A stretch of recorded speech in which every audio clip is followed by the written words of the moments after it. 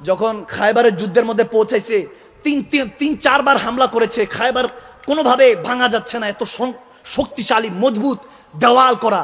যেমন বর্তমানে আমাদের মুসলমানদের চলছে, মনে করতেছে আমেরিকা ইসরায়েল কত পাওয়ারফুল, কিভাবে এদেরকে শেষ করব, কিভাবে কি করব।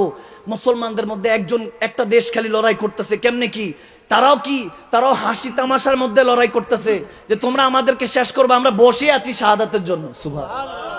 তাদের হৃদয়ের খেয়াল এরকম। কি বলবো আপনাদেরকে, আমরা তো এখনো বাংলাদেশ নাকে তেল দিয়ে ঘুমাইতেছি, ভাবতেছি আরে করোনা এটা কই, চায়নাতে এখন কি এই সেই, তখন পরে ভ্যাকসিনও লাগাইছে, কথা কয় না, বুঝেন নাই? যখন ঘরে আগুন লাগে তখন আমাদের হুশ ঠিক হয়। তাদেরকে বুঝিয়ে দিতে হবে আমরা 360 আউলিয়ার উত্তরসূরি, যে শাহজালাল ইয়ামানির গর্জনে রাজা গৌর গোবিন্দার যত রকমের অহংকারের প্রাসাদ ছিল আল্লাহ ধূলিসাৎ করে দিয়েছে। ঠিক কিনা, ঠিক কিনা? আমরা সেই উত্তরসূরি, আমাদেরকে বুঝাতে হবে। আমার দয়াল নবী জানতেন, আবু দাউদ শরীফে হাদিস, আমার নবী হঠাৎ করে বলে বসেছেন মুসলমানদেরকে যে তোমরা একদিন এমন ভাবে পরাস্ত হবা, তোমাদেরকে কাফেররা ভয়ই পাবে না, কাফেরদের অন্তর থেকে খৌফ চলে যাবে, তোমাদের এমন ভাবে প্রহার করবে। বলে ইয়া রাসূলুল্লাহ কিভাবে প্রহার করবে? বলে যেভাবে ক্ষুধার্ত খাবার উপরে ঝাঁপিয়ে পড়ে, এভাবে কাফেররা বিভিন্ন জাতিরা মুসলমানদের উপরে এভাবে ঝাঁপিয়ে পড়বে। বলে এইভাবে ঝাঁপিয়ে পড়বে যে তোমাদেরকে দুমড়ে মুচড়ে খাওয়ার চেষ্টা করবে। তখন মুসলমানরা তখন কিন্তু পাওয়ারফুল অবস্থায়। সাহাবারা জিজ্ঞেস করতে লাগলেন, ইয়া রাসূলুল্লাহ আমরা কি সংখ্যায় কম হব?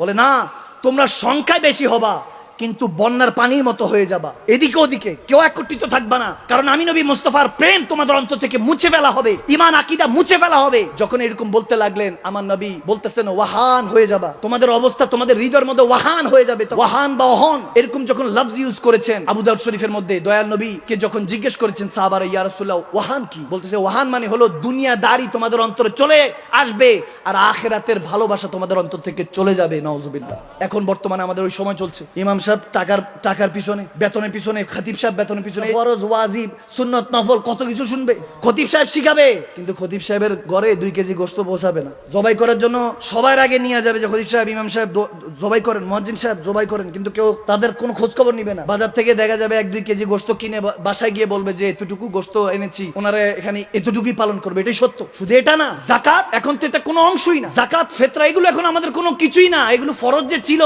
এগুলো উঠে দেওয়া হয়েছে। আর আপনি কি মনে করছেন যাকাত কাদের উপর ফরজ? ধনীদের উপরে, মালদারদের উপরে ফরজ। শেরে খোদা আলী বলতেন আমার উপরে যাকাতই ফরজ না। বুঝা গেল তিনি কোনো সম্পদই রাখতেন না। বলতেন যে আগামী কাল বলতে কিছু নাই, আগামী কাল বলতে যা আছে সবই আল্লাহ লিখে রেখেছে। সুবহান। আজ কি, today is gift for you, আজ হলো আপনার আমার জন্য, এটা হলো আজই সবকিছু নেয়ামত, আগামী কালকে বলতে কিছু নেই। এই কথা যেগুলো বলতেছি কেউ বুঝবে কেউ বুঝবে না, কেউ আপনার আমার কথা ভালো লাগবে কেউ ভালো লাগবে না, কারণ কেউ হাল হক মরুন, হক কথা তিতা। মুমিন শুধু বলবে হুজুর তিত করলা খাওয়ান, তিত করলা খেলে রক্ত পরিষ্কার হয়, হকের কথা বললে ঈমান পরিষ্কার হয়। হকের কথা এখন ছেড়ে দিয়েছি, জোর যার মূল্যক তার। বহু বছর পরে পুরুষতন্ত্র আসলো, শাসন আসলো, আমরা এখনো শিখতেছি না, এখনো বুঝতেছি না। সংসদের মধ্যে দেখতেছি যে প্রত্যেক দিন দেখবেন সংসদ বসে একে অপরকে শুধু ক্রিটিসিজমে ব্যস্ত। ফরজুল আইন করা হয়েছে, কোরআন সুন্নাহ ফরজ শিক্ষা দেওয়া হয়েছে যে এটা ফরজ, এটা শিখতে হবে, এগুলো এখন ভুলে গিয়েছি। এখন শুধু একে অপরের জামা টানাটানি, অথচ মুসলমানরা আওলাদ সবাই। আমাদের উচিত ছিল কিভাবে আমাদের দেশকে প্রোটেকশন করব, মুসলমানদের জন্য কিভাবে প্রোটেকশন লাগাবো, কিভাবে প্যালেস্তিনকে আজাদ করব। গাজার ছোট ছোট বাচ্চারা এখন কাদের মধ্যে, কসম করে বলছি, কাদের মধ্যে লাশ পুতুলকে শোয়ায় দিয়া তারা এটা এখন খেলা বানিয়ে ফেলেছে। কারণ নিজ চোখে কত যে লাশ দেখেছে কাঁদে উঠতে, এখন তাদের কাছে মনে হয় এটা একটা খেলাধুলা হতে পারে। যেমন ছোটবেলায় আমরা জোলাবাতি খেলতাম, ওই কি বলে হাড়ি পাতিল দিয়ে, গাজার বাচ্চারা এভাবে ছোট চেয়ারের উপর একটা পুতুল রেখে এটাকে নিয়ে লাশ বানিয়ে খেলছে, আজকে দেখতেছি। নাউজুবিল্লাহ। অর্থাৎ তাদের কাছে মৃত্যু এখন কিছুই না। গাজাবাসী মুসলমান আমরা তো এখন যাব, ভালো খাবার আছে, সকালের নাস্তার ব্যবস্থা আছে, ঠেলা শুনবেন সকালবেলা নাস্তা যদি না হয়, হয়তো বা স্বামী তার স্ত্রীকে, স্ত্রী তার স্বামীকে, এগুলোর মধ্যে পড়ে আছি। অথচ প্যালেস্তিন আমাদের প্রথম কেবলা, যেখানে আদম সফিলা থেকে ঈসা রুহুল্লাহ পর্যন্ত সমস্ত নবী রাসূল যেটাকে কেবলা বানিয়ে আমাদেরকে কেবলা বানিয়ে দিয়ে গিয়েছিলেন, যেটা কেবলা ছিল সমস্ত নবী রাসূলদের জন্য, সেটা এখন ইহুদি নাসারারা দখল করতে চায়। তারা জেরুজালেমকে ওই ইসরায়েল রাজধানী বানাতে চায়। খোদার কসম করে বলছি, বাঙালি মুসলমান যদি একটাবার সুযোগ পায় আর যদি বর্ডারগুলি সরিয়ে দেওয়া হয়, আমার যুবকরা তোমরা বলো প্যালেস্তিনকে আজাদ করার জন্য তোমরা যেতে রাজি আছো কি নাই বলো? যদি রক্ত দিতে হয় রক্ত দিতে রাজি আছো কি নাই বলো? ইসলামের জন্য, মানবতার জন্য আমরা কোনোদিন মুসলমানরা তলোয়ার উঠাই নাই, ইসলামের পক্ষে আমরা তলোয়ার উঠাই নাই, আমরা তলোয়ার উঠেছি মানবতার জন্য। আমার নবীর কাছে ইহুদিরা আসতেন, খ্রিস্টানরা আসতেন, বিধর্মীরা আসতেন। আমাদের পক্ষে এখনো লক্ষ লক্ষ কোটি কোটি বিধর্মীরা আছে, জানে মুসলমান কেমন জাতি। আর আমাদেরকে যারা টেররিস্ট বলায়, যারা জঙ্গি বলে দূরে সরিয়ে দিতে চায়, তাদেরকে বলে দিলাম খোদার কসম, বাংলার এই লেলিহান 18 কোটি 20 কোটি মুসলমান যদি একবার তাদের ঘরের থেকে লেলিহান, আগুনের লেলিহান বের করতে পারি, তাদের অন্তরে যদি রসুলের পাকের মহব্বত তৈরি করে দিতে পারি, আল্লাহর খৌফ যদি তাদের অন্তরে চলে আসে, খোদার কসম করে বলছি 52, 71, 24 কিছু না, আমরা প্যালেস্তিন আজাদ করে দেখিয়ে দিব।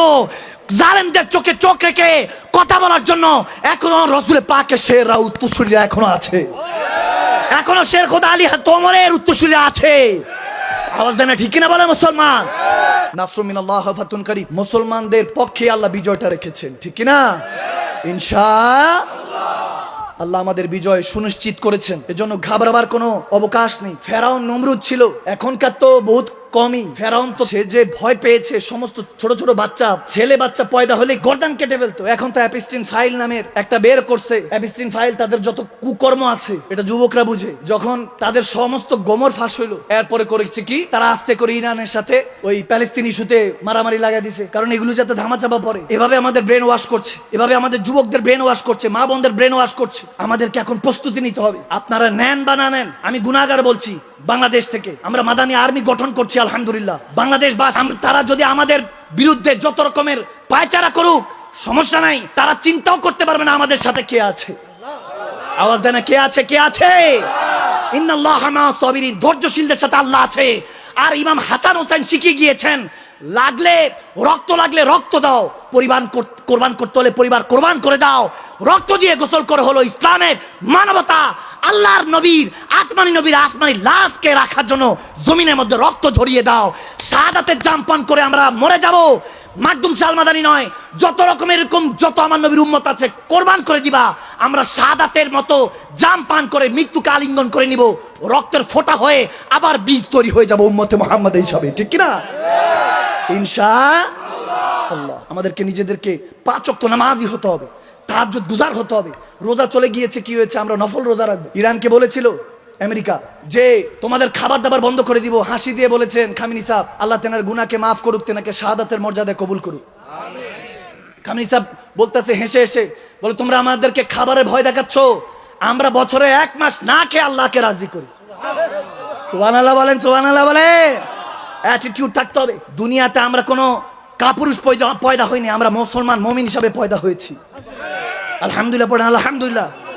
আর কোন নবীর উম্মত নয়, সর্বশ্রেষ্ঠ নবী, যেই নবীর আন্ডারে আদম সফিউল্লাহ থেকে ঈসা রুহুল্লাহ পর্যন্ত সমস্ত নবী আলাইহিস সালাম, যেই নবীর আন্ডারে সেই নবীর উম্মত আমরা।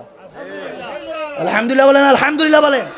কিসের খৌফ? কোনো ভয় নেই। আমার আল্লাহ তো বলে দিয়েছেন, আলা ইন্না আউলিয়াল্লাহি লা খাউফ আলাইহিম ওয়া লা হুম ইয়াহজানুন। কোনো ভয় নাই, আল্লাহ ওয়ালাদের কোনো ভয় থাকতে পারে না। আল্লাহ তাবারক ওয়া তাআলা আমাদেরকে এই কথাগুলি বোঝার তৌফিক দান করুন।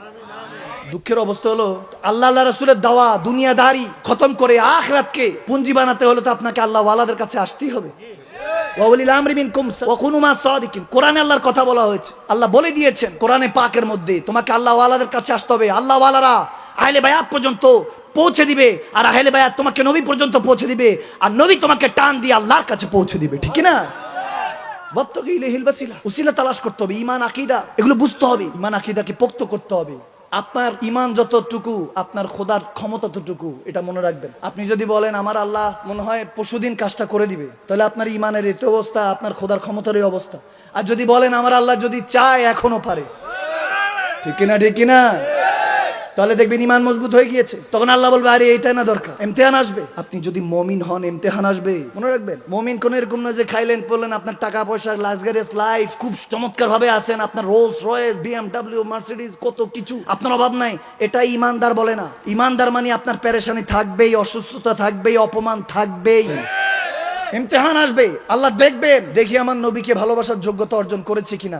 যদি দেখেন নবীকে ভালোবাসে, তখনই তো মুস্কি হাসি দেয়, এটাই তো আমার বান্দা। সুবহানাল্লাহ বলেন না, সুবহানাল্লাহ। ইমামে হুসাইন কারবালা রাদিয়াল্লাহু তাআলা সাল্লাম, তিনি কারবালার ময়দানে যখন সিজদারত অবস্থায় ইন্তেকাল করছেন, শাহাদাতের জাম, তখন সিজদায় রেখে হযরত ইমাম হুসাইন আমার নবী সিজদার মধ্যে আল্লাহকে বলতেছে, আল্লাহ পিঠের মধ্যে তখন 113টা তীর ওনার পিঠের মুবারক। চিন্তা করেন, 113টা তীর হাদিসে এসেছে, পিঠের মধ্যে রেখে বলতেছে, আল্লাহ আমি হোসেনকে তোমার দরবারে কবুল হয়েছে। সুবহানাল্লাহ। তখন আমার আল্লাহ মালাইকা ফেরেশতাদেরকে ডাক দিয়ে বলে, এই ফেরেশতারা দেখ, বলেছিলি বান্দাকে বানাইতে না, শুধু কাটাকাটি মারামারি করবে, দেখ আমার হোসাইনকে, বান্দা দামি, তোমাদের সমস্ত সেজদা এক জায়গায়, আর ইমামে হোসাইনের এই এক সেজদা এক জায়গায়। সুবহানাল্লাহ।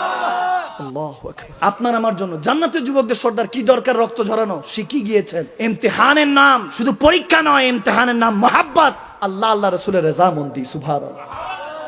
শাস্ত হুসাইন, বাদশাস্ত হুসাইন, দিন আস্ত হুসাইন, দি পানাস্ত হুসাইন, এগুলো তো আমরা এখন হাজার হাজার কিলোমিটার দূরে রাখছি, এগুলোর সাথে কোনো লেনা দেনা নাই। মা বোনদেরকে এখন যদি বলি চলো ইমাম মাহদী আলাইহিস সালাম চলে আসছে, দাজ্জালে ফিতনা বেড়ে গেছে, লড়াই করব, আপনাদের বউ বাচ্চারা আগে থাকলে আপনাদেরকে আটকাবে, বলো কই যাও, যুদ্ধে যেতেছে। আরে 71-24 এত কিসের যুদ্ধ, তুমি মরে গেলে আমাদের দেখবে কে?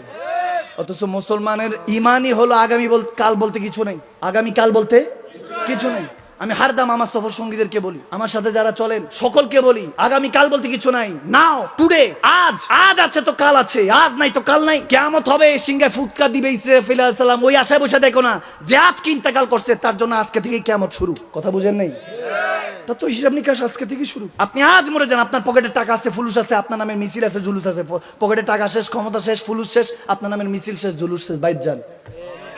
এলো দুনিয়া, এলো দুনিয়া। কামিয়ে দিবেন লোকমা তুলে খাওয়াবে, কামিয়ে দিবেন লোকমা তুলে তুলে খাওয়াবে, কামিয়ে দিতে পারবেন না, বেকার বলে গালি দিবে। আর কি শুনবেন? যত শুনবেন তত মন চাইবে যে এখান থেকে উঠে চলে যাই। কেন? কারণ হক কথা প্রত্যেকের পেটে হজম হয় না।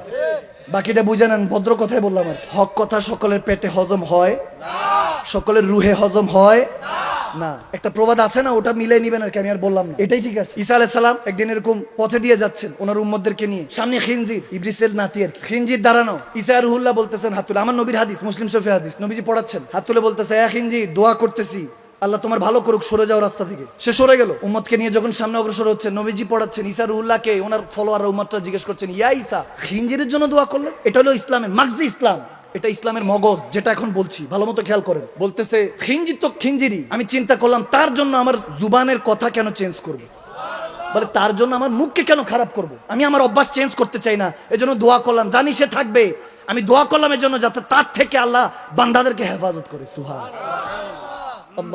কথা বুঝতে পেরেছেন?